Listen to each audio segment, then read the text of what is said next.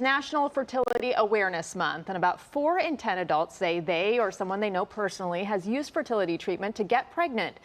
Now, new cuts to CDC research could impact that process. Tasha Blasi is the founder of IVF Uncovered, and she's here now to talk about those changes and how they could impact patients trying to become parents. So good morning. Thanks for being here. Thank you. I know there's a big appetite for this, and maybe people don't always feel comfortable, talking about it, or they don't know where to go.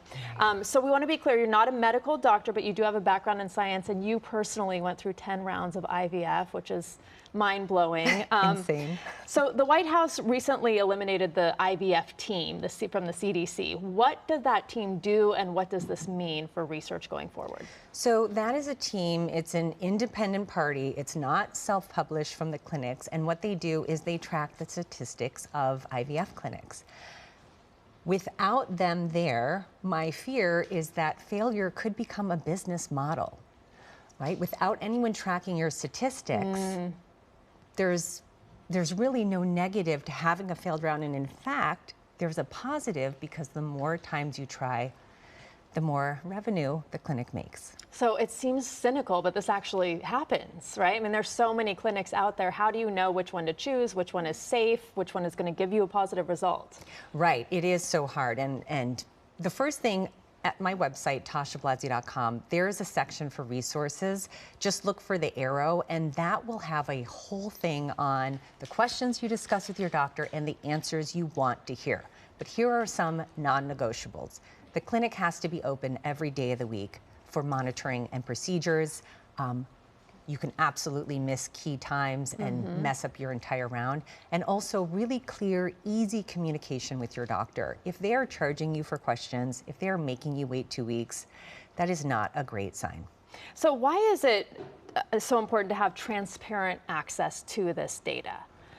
Well, it's really hard to know if a clinic is good or not. Right now, my clients depend on, outside of me, marketing. They come to me and they tell me that they were told this was the great clinic. This celebrity, especially in Los Angeles, used it. And so I think without this third-party data to be able to say, hey, even in the easiest category, that would be probably under 35 or egg donor, this clinic isn't very successful. Now we just won't have access to that information. Wow.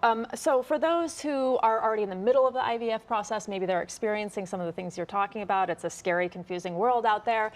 And also for those who want to start the IVF process, what is your advice to them?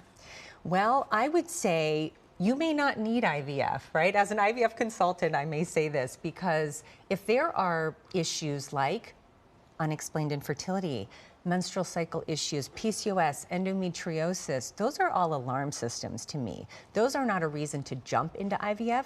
They're a reason to step back, look for the root causes of these issues, and then move forward with or without IVF. And that will make getting and staying pregnant so much easier. And of course, age significantly for men and women affects infertility, fertility. But you say there is hope.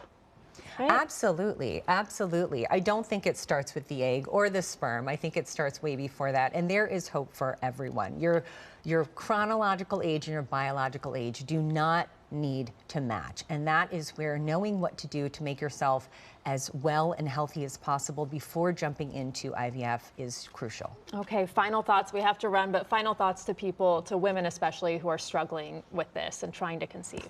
I would just say if it doesn't feel right, it's not. That's a big one. People get their gut checks. They know something's not right. They know they're getting a cookie cutter protocol. You probably are. Okay. Thank you so much. Thank you for really having appreciate me. your time. All right, Paul.